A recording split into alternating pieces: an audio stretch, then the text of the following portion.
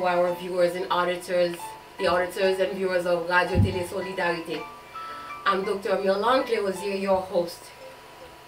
Just last week, on March 8th, we celebrated International Women's Day.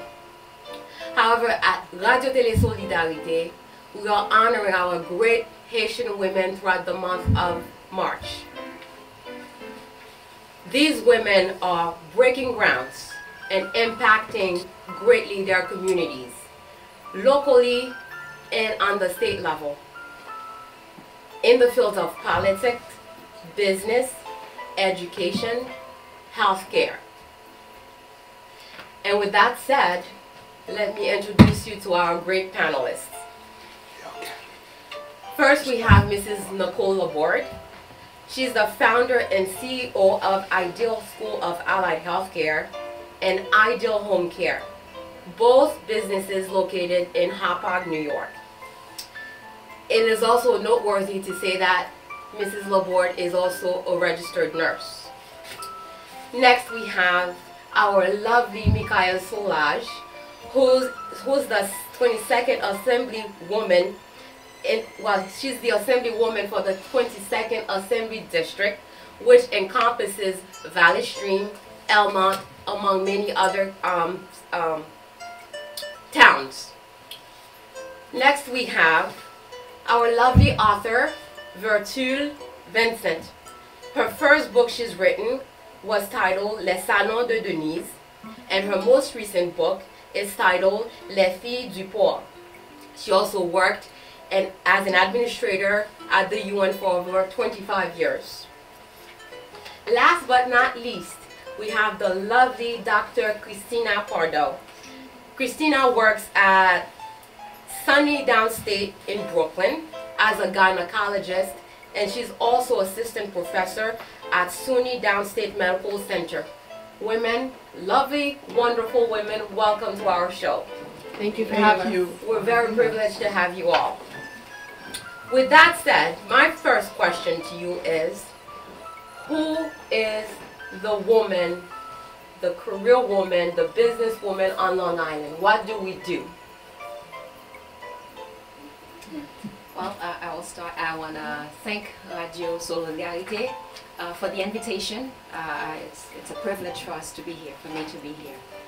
Could you repeat that question again? I want to know, who is the woman who's breaking grounds, who's making a difference on Long Island? Who are we? What do we do?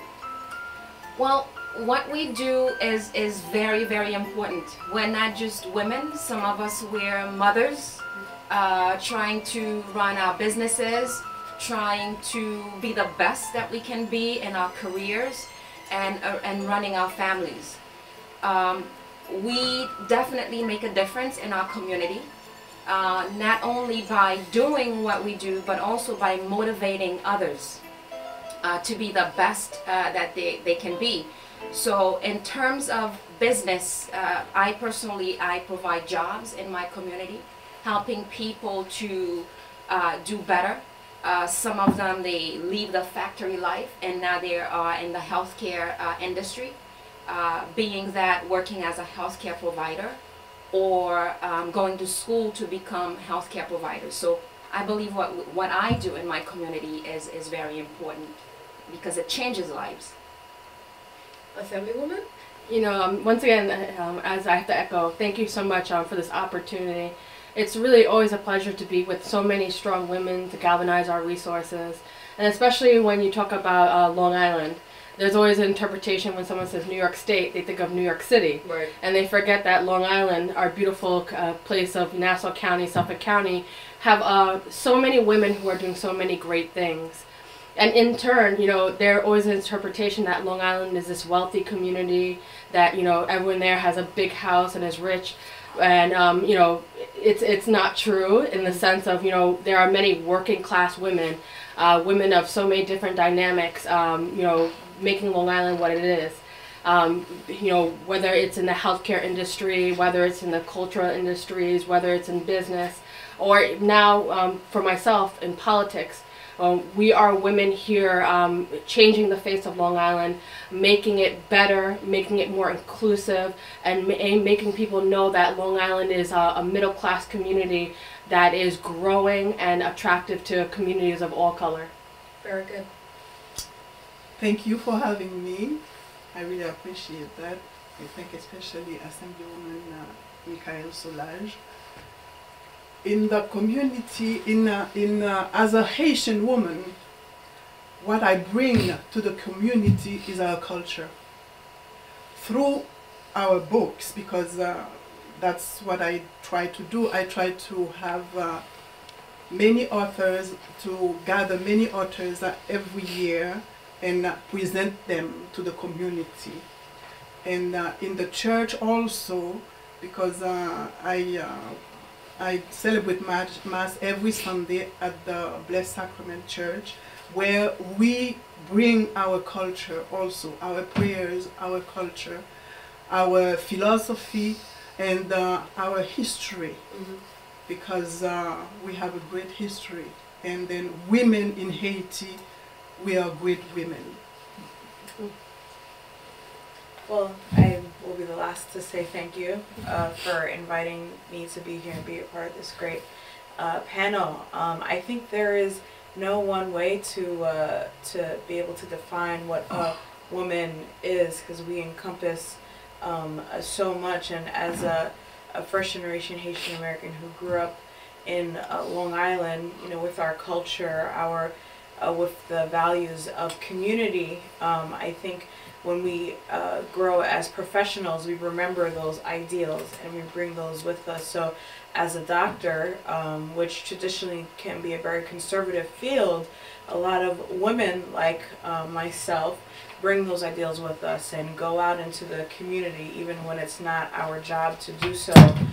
When I was in Stony Brook in Eastern Long Island looking for the Haitian community and being a voice for and in the community and helping those behind us and paying it forward. So I think we bring all that we were raised with into the professions that we go into, even if it's not part of our profession on paper. Good. Since you were the last one to speak, you're going to be the first one now. So tell us exactly what your job entails. So my current job has a little bit of everything in it. I am an assistant professor of obstetrics and gynecology at SUNY Downstate here in Brooklyn.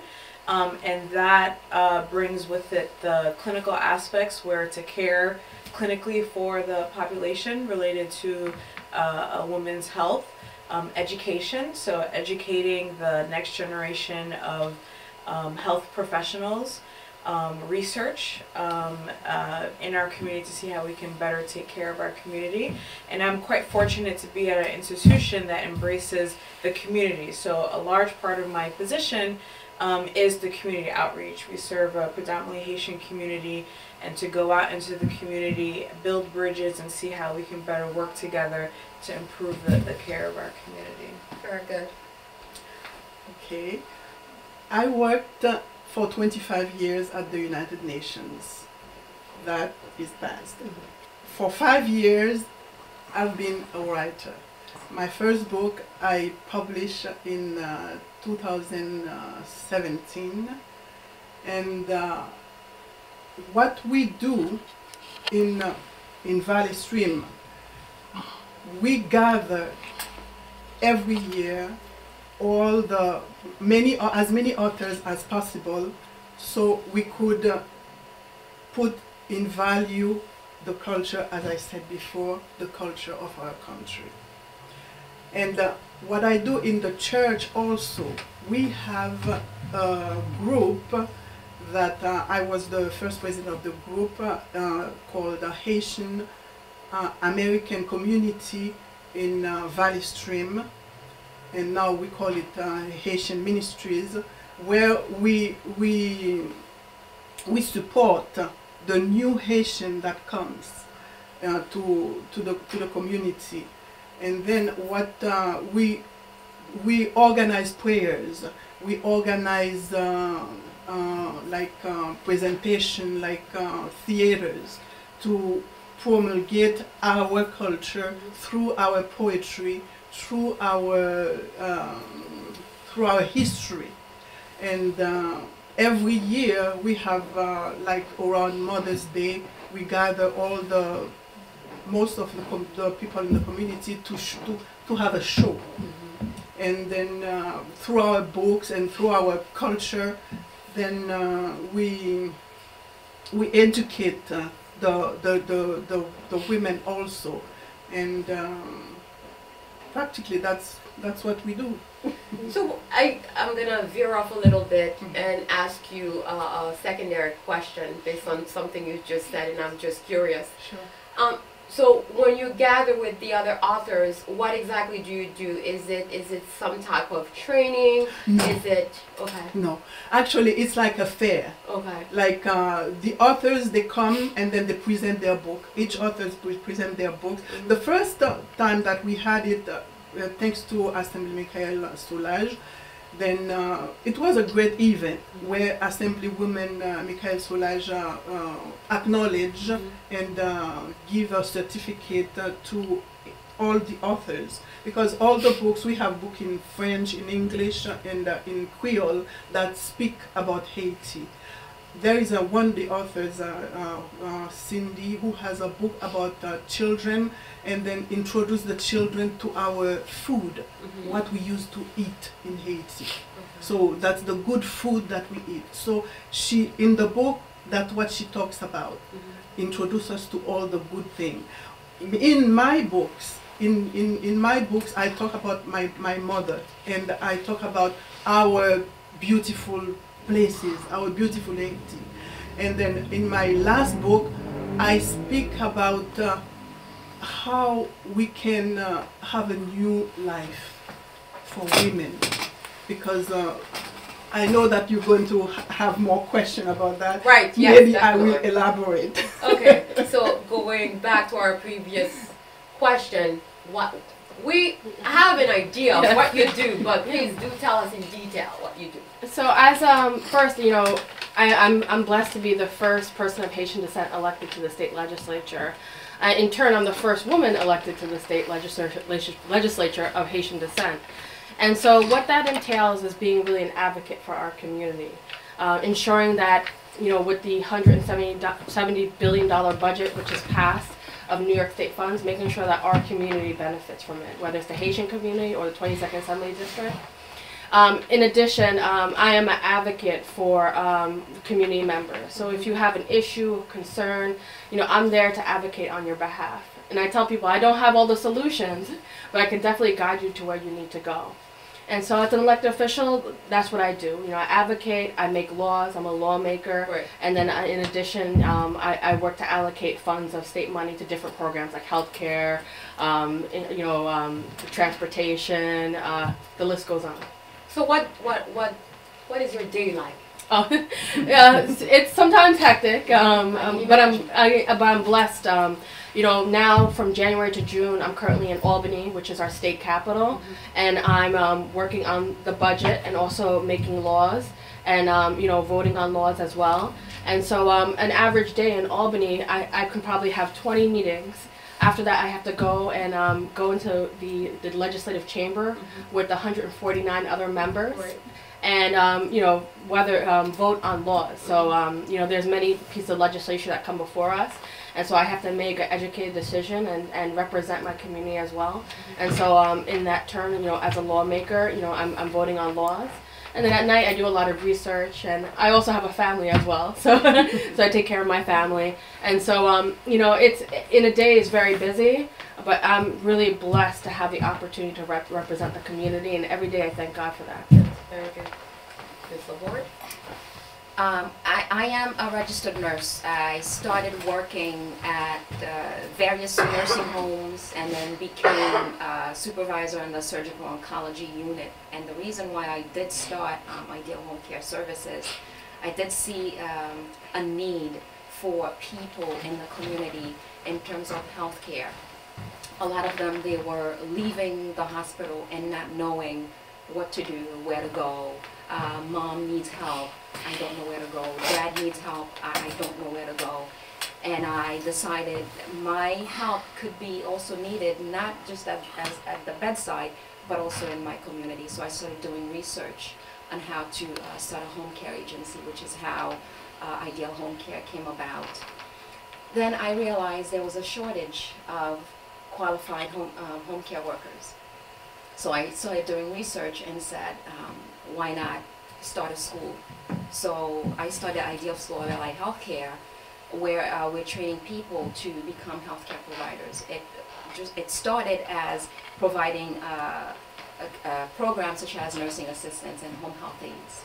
Then there's the EKG that the hospital needs. Then there's the phlebotomist, so forth and so on.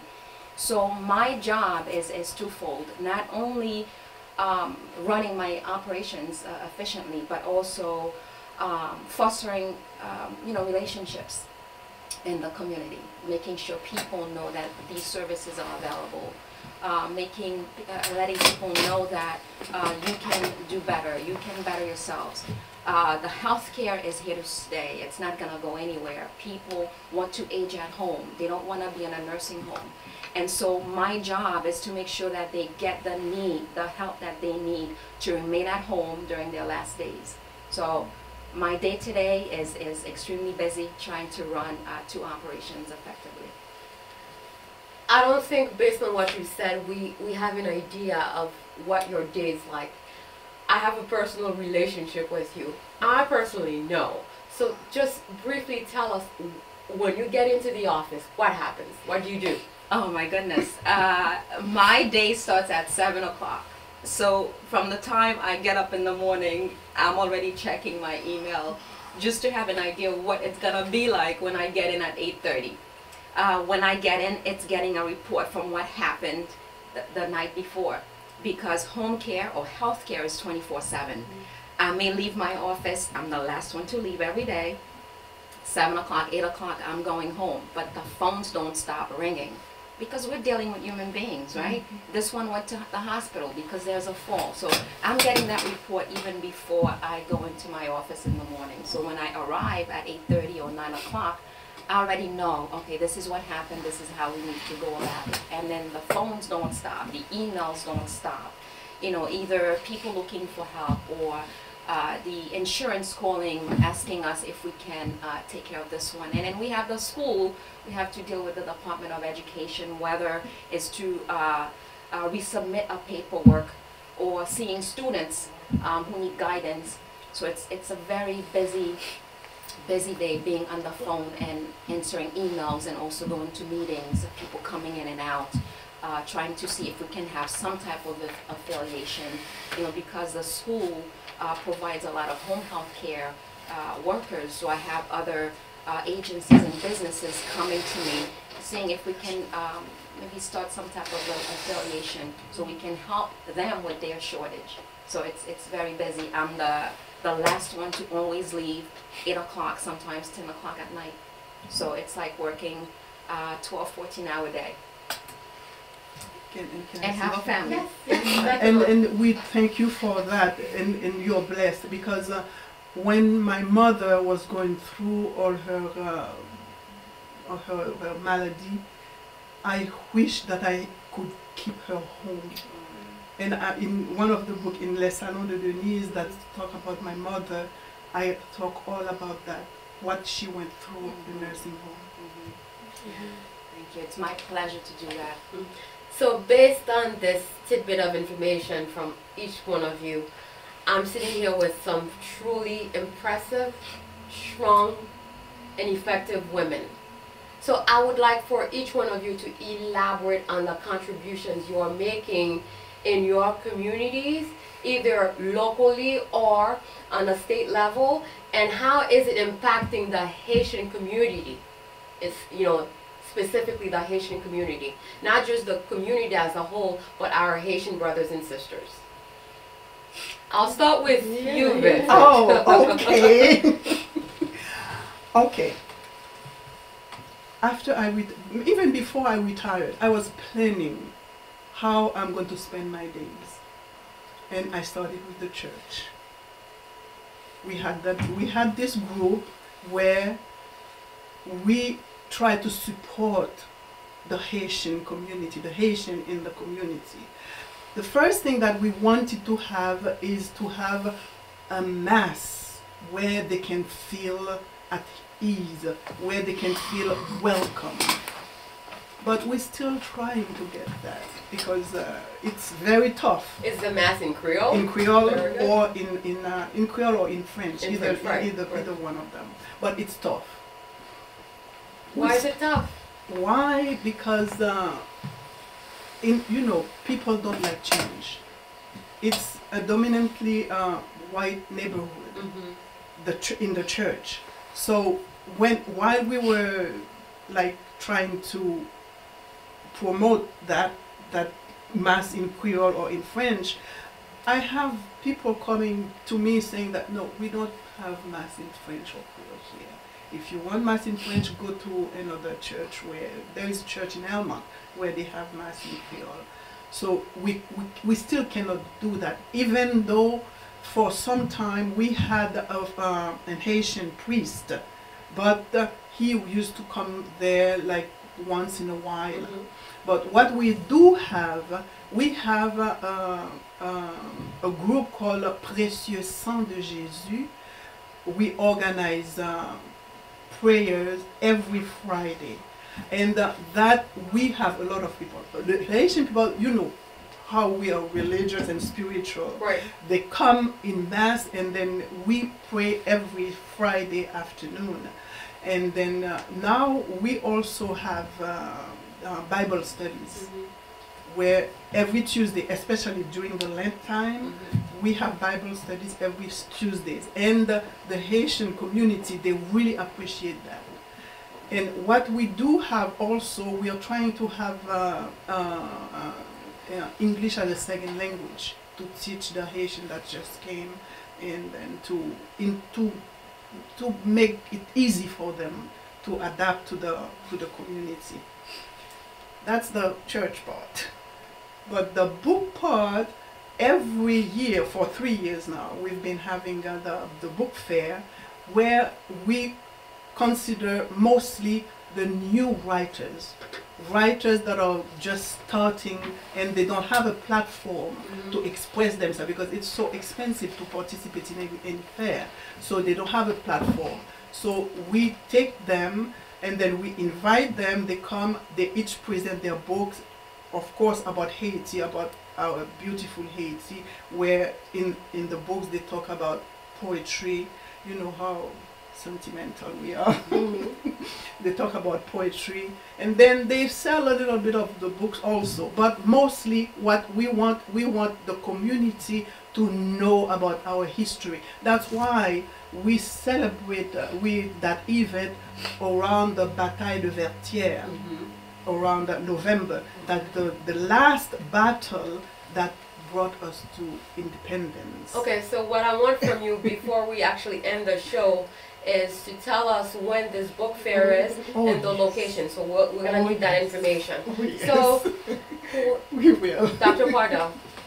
So my work in the community has been really in two different levels. Since before I decided to go to medical school, I wanted to find a way to use my skills and knowledge and training to have an impact in Haiti.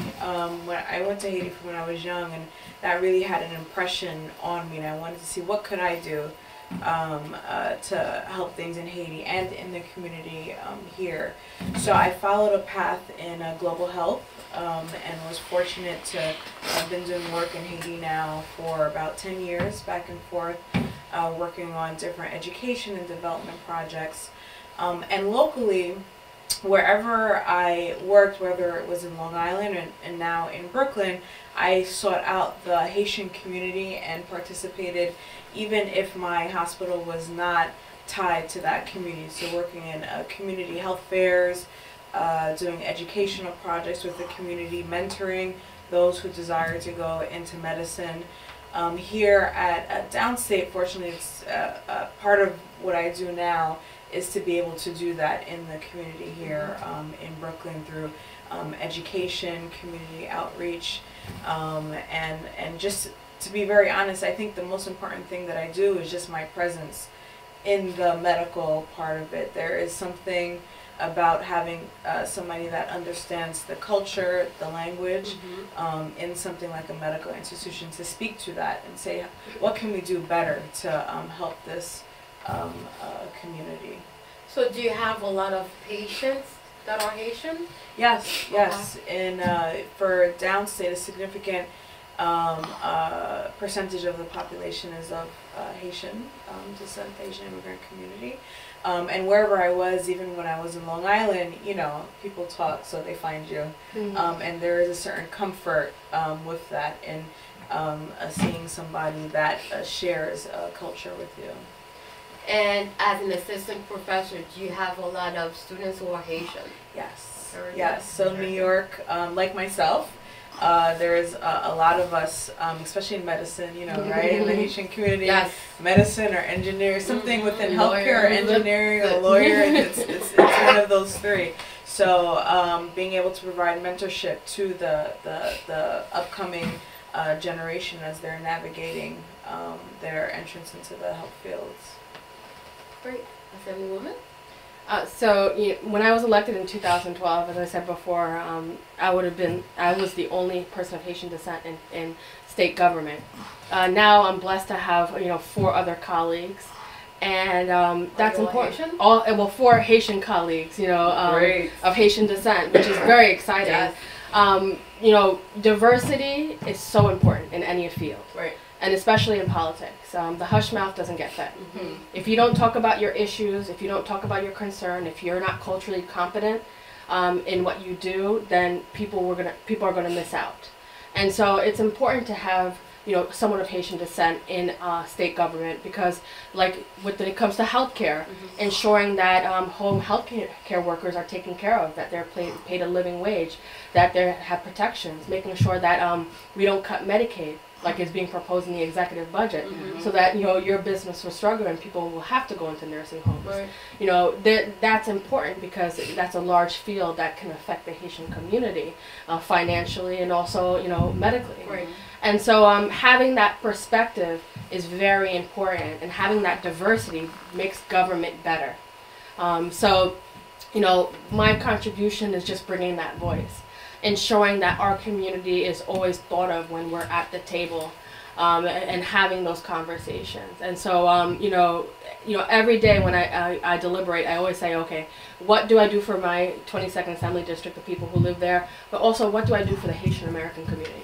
And my contributions so far have been numerous. I'm a big advocate for education, because it's the great equalizer. So ensuring that kids who come here from Haiti, especially like our TPS children, are taken care of in the school, provided with English language learning classes, providing with the resources so that they can excel and be well. When it comes to transportation, ensuring that there's adequate transportation in our community, so that we can go to different places, because not everyone has a car. Right. But then, now I'm getting a lot of calls about potholes, ensuring that the potholes are filled, which I'm working on.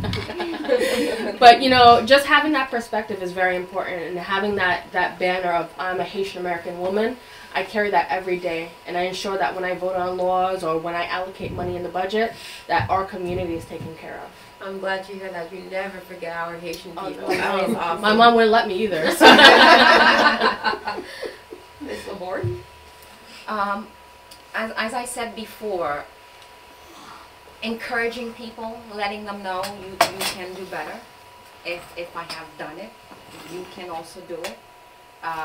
Teaching them to persevere, teaching them to have goals, teaching them to have plans, A, B, and C. If A does not work, you're not stuck. You have to think about going to B. It's really encouraging our young people especially. The challenge that I encounter, I don't see too many Haitian people coming to the school or the community. But it's encouraging people, doing the best that you can be, being a mentor to them, and at times an advocate to the Haitian community. Suffice to say that one of your greatest contributions in your local community is You're providing jobs. Creating jobs. You're providing jobs for the community. Yes. Over the years, we've had over 1,000 employees. Yes. Over the years, so we're creating jobs in the community. As a result of creating jobs in the community, you know, they're spending the money in their community. So it's a circle, creating the jobs and then spending that money into your community. With the contributions, I know there are many problems, many challenges, many issues that arise. So let's talk about some of those issues, some of those challenges. And I'm going to start with you. You know, there's an interpretation when it comes to government that government can do everything. But, you know, I always say government is a participating sport. You have to participate in order to be a part of it. And so I get the challenge is making sure that our Haitian American community participates in government, holds all elected officials accountable as to the things that they do, and also to engage in government. Go out and vote on election day. That's so important for us, to go out and vote as a bloc, to ensure that people recognize that the Haitian American community has political power. And then just, you know, really getting people engaged on the day-to-day of government. You know, government every day, people interface with government. You know, it's not a day that you go by that government can't affect your life. And so ensuring that, you know, people are just engaged in that process is essential. And sometimes it's a challenge. You know, we come from a place where Haiti, where government is dysfunctional. And so people think that, you know, the American government, sometimes dysfunctional at times. Not talking about someone in the White House, but you know, at times, you know, they interpret that government is dysfunctional, where it's not. We just need you, the people out there, to participate and be about it. Join. Please call my office when you need something, but have conversations. But just let's galvanize our resources and become a political bloc, which many other cultures and ethnicities do. And so, as a Haitian American community, we need to do that as well. A part B to this question actually is also, if those issues were resolved, how would it advance the community? Oh, in so many different facets. They're numerous.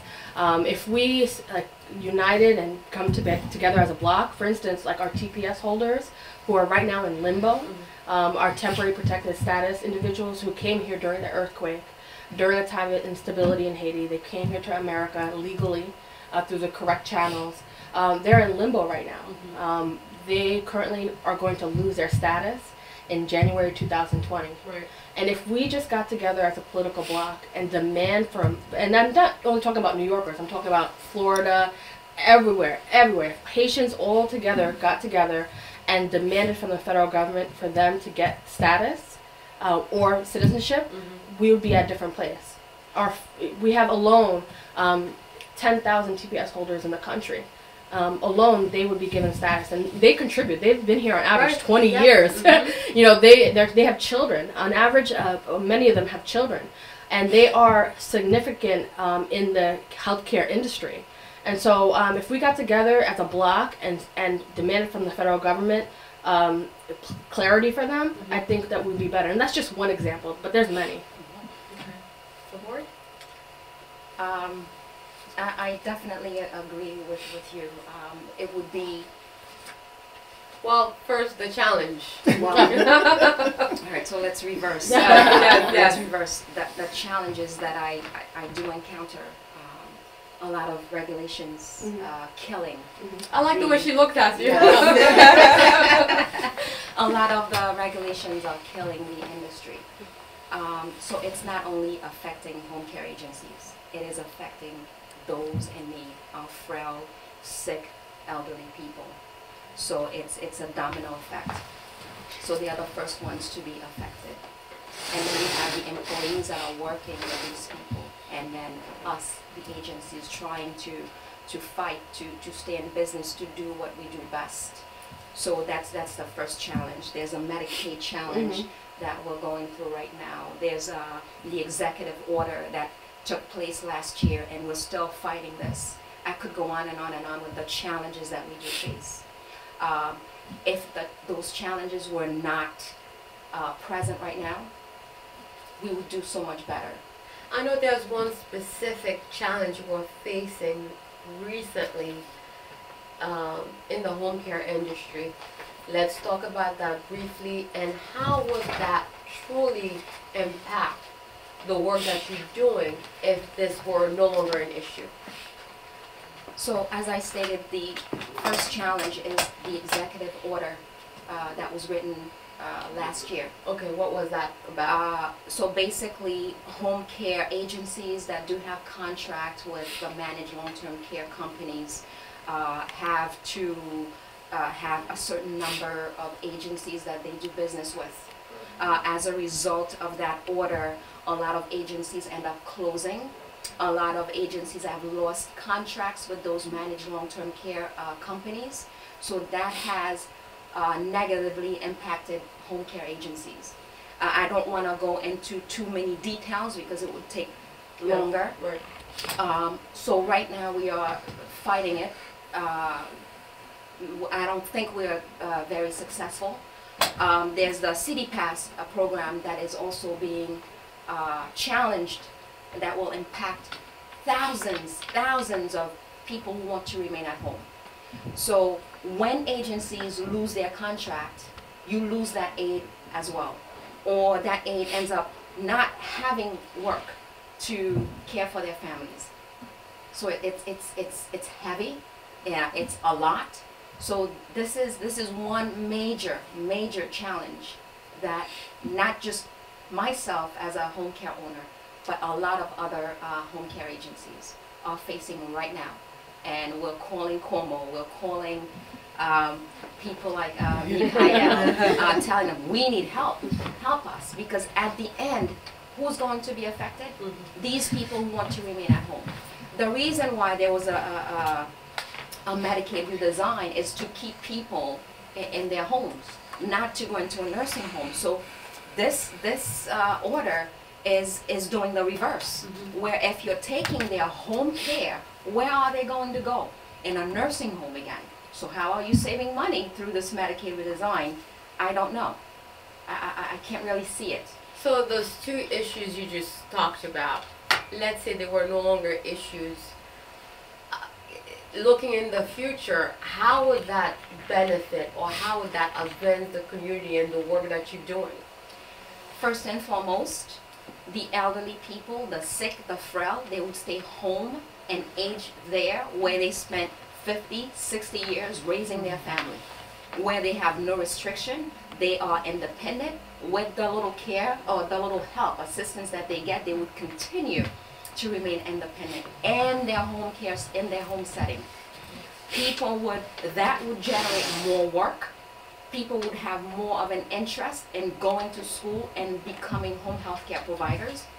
And I'm not just talking about people going to a short program and becoming home health aides, but we have nurses that this is all they want to do, become home care nurses and take care of those who are sick. So that would generate more work into the community. That would increase the economy in their community, because they would be able to spend that money into their community. Very good. Dr. Pardo? So the biggest challenge that I think faces our community is something that is now all over the media and headlines, and that's really the racial and ethnic disparities when it comes to maternal morbidity and mortality, which is death related to pregnancy, or becoming very sick related to pregnancy. And what is really being highlighted and discussed is that those from certain racial and ethnic backgrounds have a high rate of that, and that includes us, a woman of color, mm-hmm. and the Haitian community here in New York, and it's something that will require change on all levels, change and investment in all levels, including providers, institutional hospitals, government-wide, to address this issue. And as we are all looking at position in Albany, and so in doing what is needed in hospitals that are in those communities to improve resources and training that are needed, and linking with our community to see what we can do to alleviate this disparity, which really is a all hands on deck situation. Yes, Vincent? Well, our challenge is the way the world has evolved, because you know, everything is electronic, everything is quick, fast, and people don't have time to hold a book to read. So what we're doing, that's why we want to keep that momentum, like don't let them go only, especially the children, because that's why we have children's book also. Especially the children, don't stay with your iPad or things like that.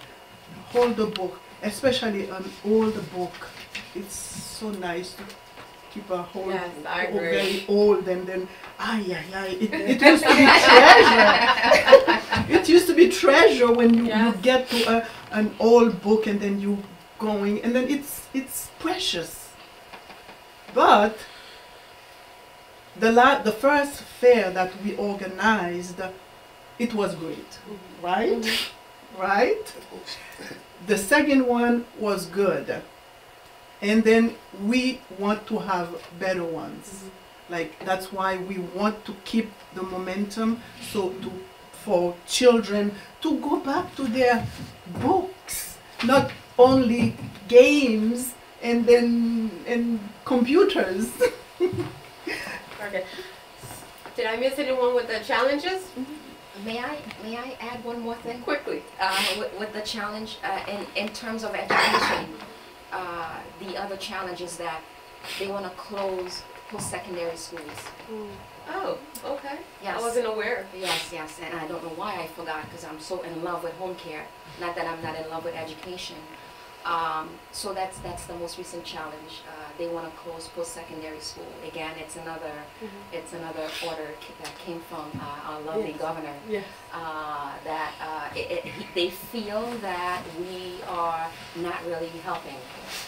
That students have debt. Let's talk about colleges, okay? Students have debts that it's not comparable to being employable, which is not true at all. I wish they would do their research before they come up with those laws. I'm a product of post-secondary schools. Before I became a registered nurse, I graduated from high school, did not know where I wanted to go, what I wanted to do. And guess what I did? I enrolled in a post-secondary school and became a nursing assistant. So I don't want anybody telling me that post-secondary schools don't help. If that goes through, we have over 400 schools, post-secondary schools, that will close. Wow. Leaving instructors who are licensed by the Department of Education out of a job. And again, everything that takes place has a domino effect. So what's going to happen to those post-secondary schools that are training people to become home health care providers?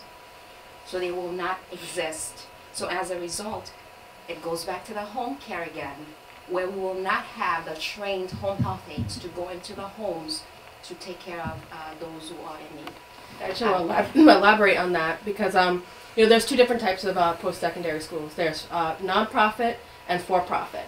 And so there's this interpretation of some of my colleagues and the governor in Albany, where for-profit schools are interpreted as greedy and not up the caliber of nonprofit schools.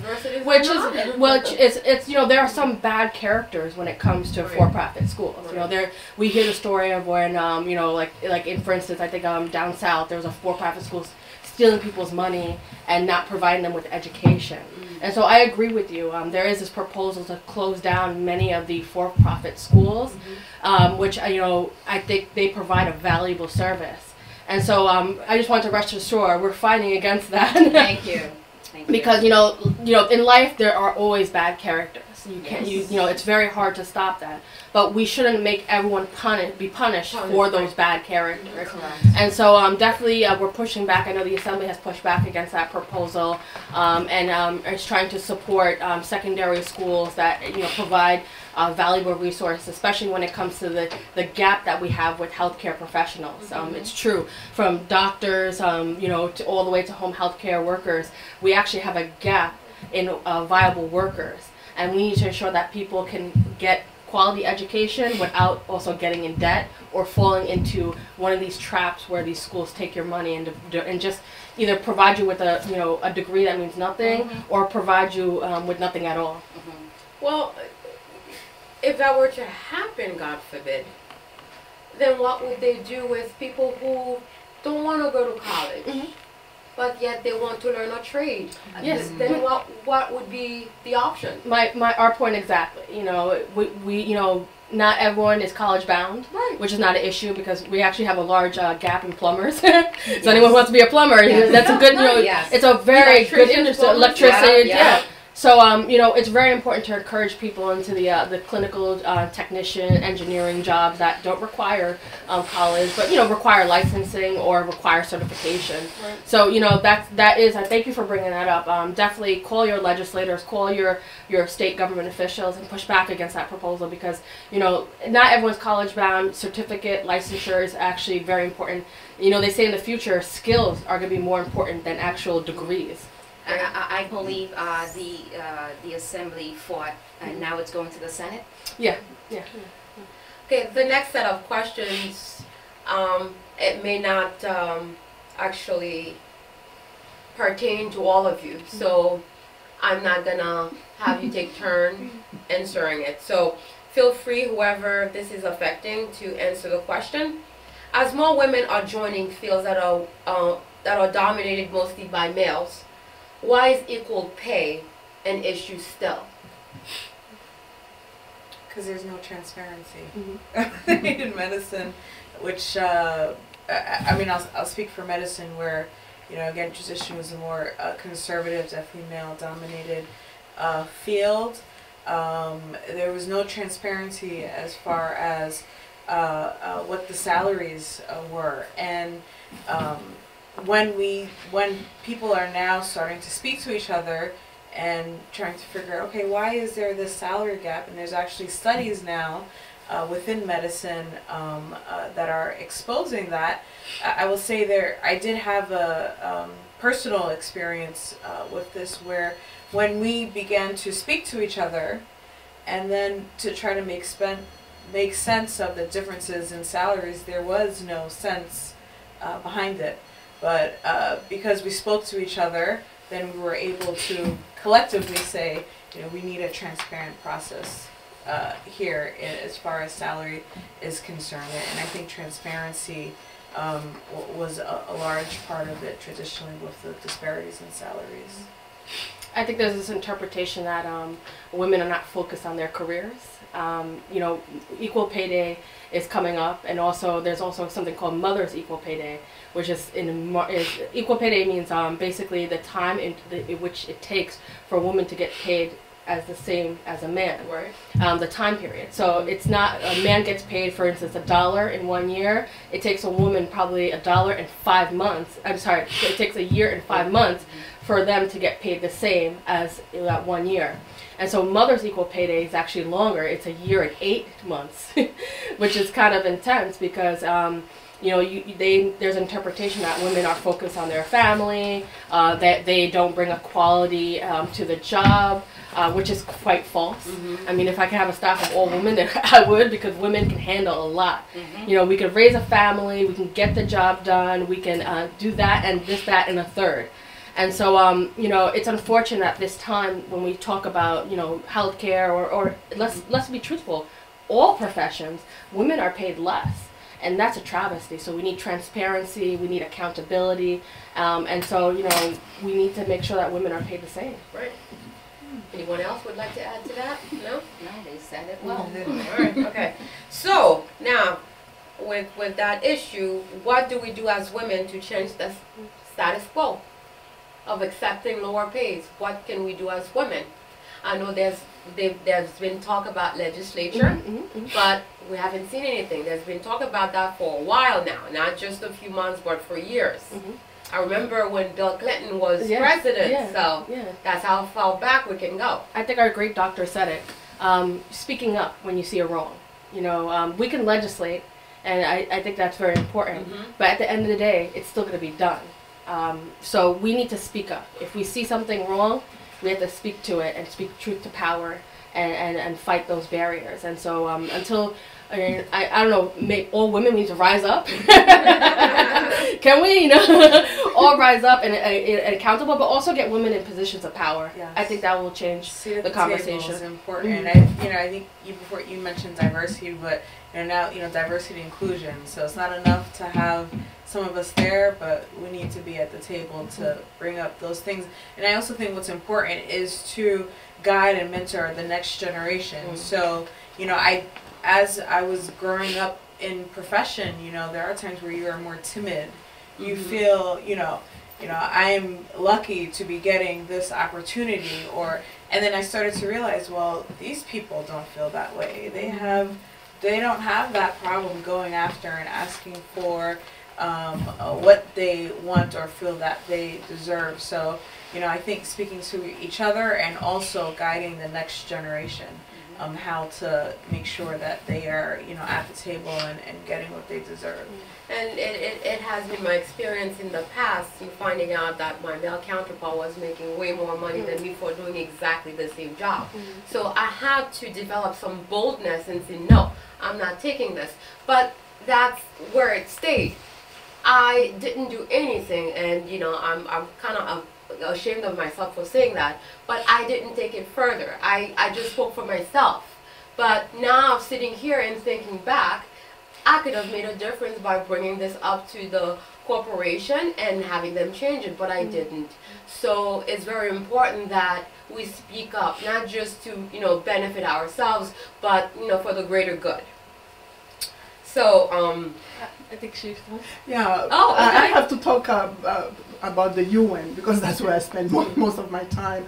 That's why for the past, I think, two or 2.5 decades, they have the UN Women Department that not only fight for women violence against women, but for gender equality in the pay also. They fight for that. Very good. As practicing women in professions where the majority, again, of our colleagues are males, are our voices being heard really? Or are we frustrated that in order for us to be heard, we have to scream and yell and get emotional? Do they take us seriously? I know that might be an issue for you because you're assembly woman and there are mostly men in that field. Perhaps you too, you're in a field where perhaps the majority of your colleagues are male. So are our voices being heard? I think, times definitely changing. Even in my, relatively a short time as in career. Actually, the field which I'm in, obstetric gynecology, is becoming more and more women who are, OBGYNs. But as you're going through medical school and residency, there were times where you felt that you were a woman and that maybe you were treated or viewed or perception was different, whether you're a woman or as a black woman. I always felt that I had to do more, work harder for me to be viewed in an equal plane. But I do think that you feel like a shift going on. There's a change happening for whatever the reason is, and I feel it in my work. I do feel more people are comfortable being a woman, so even wearing nail polish, medicine was such a conservative field. Even those small expressions of femininity for certain women, there wasn't a place for that. And now, you can just be a woman and a physician. There's a social media campaign, I'm a surgeon. that, you know, when we are women, we are a surgeon, we are mothers, we are everything, and that doesn't make us less of a surgeon, it doesn't make us less of a doctor. So there is a shift happening now, but I did experience some of it before this kind of, before this shift happened, and I certainly experienced what it was like to be a woman, to be a black woman in medicine, and how I may have been perceived as a result of that. Would anyone else like to add anything? Yeah, I definitely agree with the shift. You know, I can only speak to my experience in state government, but when I first entered the assembly, I was one of the only women under the age of 40 in the state legislature. Now we have a much more younger crowd of women, and then also we are the largest conference. We are the largest caucus. The Women's Caucus is the largest caucus in the state legislature. We have about close to 70 women out of 216 seats, which that's progress in itself. And so, you know, there is that change coming where women don't have to be at home in the kitchen, but they can be in the boardroom. And I see that everywhere. I see that change coming. Or do both. Or do both. Yeah. Not for me. The kitchen. I don't want to poison anyone. But I agree. You know, we could do everything that we want. I would like to add something.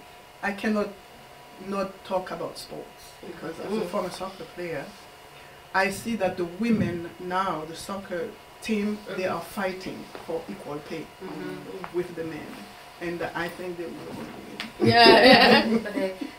We only have 5 minutes left, so, and I have like 4 questions, so we're going to be very brief because I want to get, you know, some of these questions. And how difficult is it to juggle a professional and personal life as a career conscious woman? And can we have it all as women? I'll take a shot at it. Okay. I think we can, and I think a lot of us sitting here, we have it all. For me, my professional life and my personal life, it had to do with a lot of family support. I think that's very important. If I did not have the family support that I have now, there's no way I would have been able to achieve so much, being that my mother taking care of the kids when I was juggling starting a business and getting a degree at the same time, and my husband when my mom was not around cooking and doing the laundry, and other family members such as yourself babysitting. If I did not have that support, there is no way. So I think we can have it all with the right people in our lives, with the right family support. Anyone else? And we just need to break the definitions. I think that we need to define ourselves, and we need to make society more inclusive of women. So it's okay to bring your child to work. I think that should be something that should be celebrated. And if you can't bring your child to work, you should be provided with lactation accommodation so that you can pump, so that you can provide food for your child, for new mothers. You know, easing some of those rules, like having paid family leave, so that if you need to take care of your family, you could do so and take that time and still be paid. You know, we have to break the rules. And I think as women, we could do that. We could change the dynamic and make society more inclusive because it's better for everyone. Not only women, and not only mothers, but also fathers too. You know, just breaking the rules. You know, we don't have to be defined by one thing. We can be more inclusive. Anyone else? Well, it's possible. It's not easy, but obviously both parts of it are worth it. I think, you know, for depending on who you are, the fulfillment may not be able to come without both, as it is for myself. You know, with the family, I would not be able to do it without my family, my mother, my cousins who are right now taking my daughter to dance and to tutoring, and think we all have kids the same age and we lean on each other. And I also, you know, bring my daughter, I make it a point to bring my daughter to work to talk about myself as a mother, actually as a single mother, and the support that I get from my family. So it's possible. It's not easy. It's worth it. But it takes a village, as it's said often. Ladies, in your opinions, do you think, have we ever taken time to think what we bring to this society? Do we value what we do? Do we know our worth? Sometimes We often don't, we just keep going and going Yeah. and going and going. And I don't think we ever really stop and think, wow, what great contributions we're making in this society. I definitely agree. I think sometimes we're so good at multitasking that we don't take that time to not only take the spa day, in which sometimes we all need, but also take the time to look back and say, pat yourself in the back and say, wow, you did a good job. You know, and I think that we need more of that. But, you know, women are amazing beings, you know, and, you know, we should be proud of what we did because, you know, as Margaret Thatcher said, if you want something said, you ask a man, but if you want something done, you ask a woman. I like that. Anyone else would like to add to I that? think everything is the love that you put in it. If you put your love in it, and then everybody, the love that of your parents to support you, the love of your husband, and the love of your children, I think everything will be fine. And I think it speaks volume that, you know, this world does appreciate women because we have International Women's Day. So Yes. there you go. Okay, so what advice can you give to our young women who would like to emulate you guys one day? Don't ever give up. Yes. Is it again? Ignore the Persevere. naysayers. Yes. There will always be naysayers. Ignore them. Keep Yes. going. Keep going. Persevere. Believe in yourself and stop the negative self-talk. Yeah. And surround yourself with the right people that are going to bring positivity in your life. And briefly, just a few seconds, do you wish we had more women in your respective fields? Oh, yeah. Or are you guys satisfied that, you know, yeah, we have enough women and I'm satisfied? No, we need a No, lot more. definitely. We want more women. I think more. that, you know, interesting, as I was saying, OB-GYN is becoming more and more woman-dominated. I would like to see not just more women in medicine, but more women at the table in medicine and moving up the ladder to really be able to influence change. Last but not least, what is it to be a great woman? Is it an identity or is it an activity? I think it's whatever you define it. I don't think it's the same for any one person. What is it for you? To being able to be true to myself, my upbringing, the culture that I love in all spheres of my life, in my profession, being able to be a good mother and family member, while having an impact in the community. I would like to I don't have to be successful in everything, but I want to have been able to look back and say I had some level of a positive impact and was able to be a good mother and family person. Anyone else? Like Mother Teresa said, being able to go to somebody and to a person and then leave that person better than he was before. And also being yourself. I think we also get lost in social media and definitions of what it is to be a perfect woman.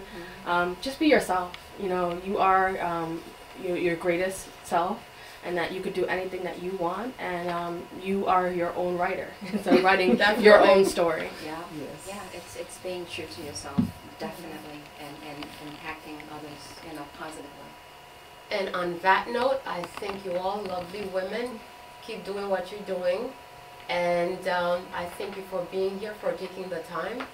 On behalf of Radio Télé Solidarité, I thank you all. And this concludes our show. I would like to thank again Ms. Nicole Laborde, Assemblywoman Michael Solage, author Virtually Vincent, and last but not least, Dr. Christina Pardo. Thank you, and until next time. Bye-bye. We're over time. I think I got all my questions. Yeah. That was wonderful. That was very Yes, yes, you are amazing women. Yes, yes. I have to get both your informations. Yes, Stay abreast. And definitely to work with you and collaborate. Yeah, because there's definitely an attack on your profession. Yeah. For amazing. whatever reason. Yeah. And it was healthcare, now it's education. Yeah. Where do you go? Where do you go? And you're trying to make a difference in the community, but you're attacked for no reason. And it's like they keep going after the bad character, but then also including everyone else, which is wrong. Which is totally unfair. If there are bad guys in the field, then you go after them and you create legislation that will try to minimize or clean up the bad people. Don't make everyone suffer. And that, especially this last one with the education for secondary schools. Like you said, and not everyone wants to go to college. I started as a trade when I became a nursing assistant. So that led me to where I am today, because I was young, I didn't know what I wanted to do. And I have people coming to my school having the same feelings. I went to high school, I've been out of school for a long time, I don't know what I want to do. And guess what? It brings me great joy, great satisfaction to see them come back. I took phlebotomy in your school, I love what I do so much. Now I'm going to go to school to become a nurse. And they actually enroll in nursing programs. So that's what we are doing. That's what those schools are doing. So for them to say, you're giving fake certificates, well, go after those ones. Really. Right? You're taking the federal money and not really allocating.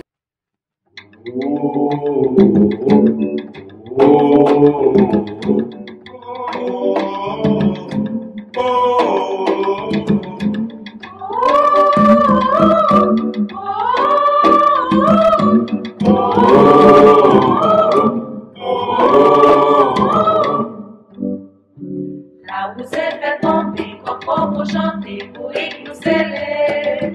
Pour croire sous tête, en bas coquette, lâche à la page au nous. N'a pédé sans la vie, nous connaissons, nous personne pas manger. Comme d'Haïti, merci, merci. Comme d'Haïti, merci, merci. Comme d'Haïti, merci. C'est où pas la vie, c'est où pas la vie. Comme d'Haïti, merci, merci. Comme d'Haïti, merci, merci. Comme d'Haïti, merci. Nous comprenons valeur. Haïti nous yo congé pour garçon, 8 têtes dans pas jour. Faut le faire supplémenter pour faire moucher, ça c'est trop pardon. Pour savoir dit facile, Marie dit fait vite, c'était factory. Comme d'Haïti, merci, merci. Comme d'Haïti, merci, merci. Comme d'Haïti, merci. C'est où pas la vie, c'est où pas la vie. Comme d'Haïti, merci, merci. Comme d'Haïti, merci, merci. Comme d'Haïti, merci. Nous comprenons valeur. Comme un côté victime, les bêtes sans papa, yo pouvez élever. Papa nous pas vite, si mon arrivé, yo pas de pays. Comme un grain de victime, et des grands sont nous libérer Haïti. Comme d'Haïti, merci, merci. Comme d'Haïti, merci, merci. Comme d'Haïti, merci. C'est où pas la vie, c'est où pas la vie. Comme d'Haïti, merci, merci. Comme d'Haïti, merci, merci. Comme d'Haïti, merci. Nous comprenons valeur. Nous comprenons valeur. Nous comprenons valeur. Merci, merci.